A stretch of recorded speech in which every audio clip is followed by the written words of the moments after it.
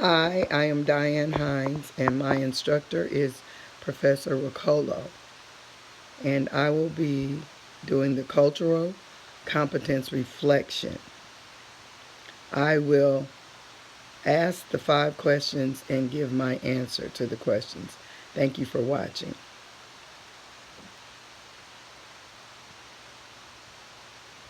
Question number 1, what does it mean to be a culturally competent educator? To be a culturally competent educator means to know your own culture and where you come from just as well as others' culture and background, and to take the information learned from and use it as an educational tool to teach others diversity and identity as well as respect for all. Question number 2, where do you see yourself on the cultural competency continuum chart and why? I said I find myself in the 5th stage of the cultural competency continuum chart. I feel that I'm culturally competent. I value and appreciate diversity in the classroom as well as in life in general. It is a beautiful thing to see diversity. Being different and knowing different things give you options and knowledge. I feel that I have room to assess myself culturally. Once I realize that there is more to me and my culture than I see, that will help me to accept and examine others' culture. It is important for me to be aware of what takes place when other cultures meet and socialize. How well will they receive each other? Will they respect each other or make fun of each other? Will they embrace each other's differences or similarities? I will need to be educated and knowledgeable about everyone's culture to have a cooperative classroom. Question number 3, what will it take for you to get to the next stage or to deepen your cultural competence, including understanding your own personal bias, teaching in a diverse classroom, and implementing strategies for ensuring a safe and supportive classroom for all students? And that was a really good question. And what I said was first I will have to get past that implicit bias of just about everybody of their certain race or gender is alike. And I don't know if any of you feel like that. Sometimes I do.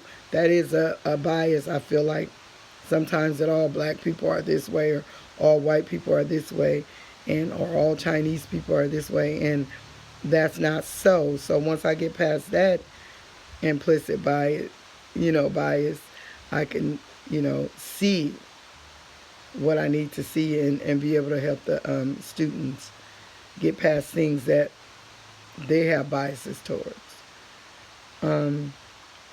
Every male or female is not alike. That's one of my implicit biases.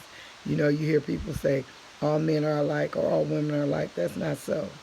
So we'll have to get past that. For me to think that, I said, is ridiculous.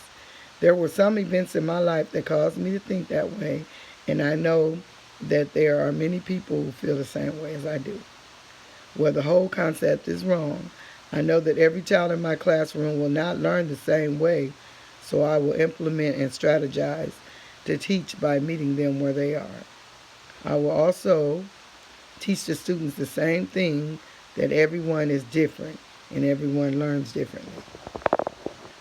Next question. What are some specific research and reading tools, resources, or trainings you might use to further your cultural competency as an educator? And I said, as an educator, trying to find tools to help my cultural competency, I will take training courses.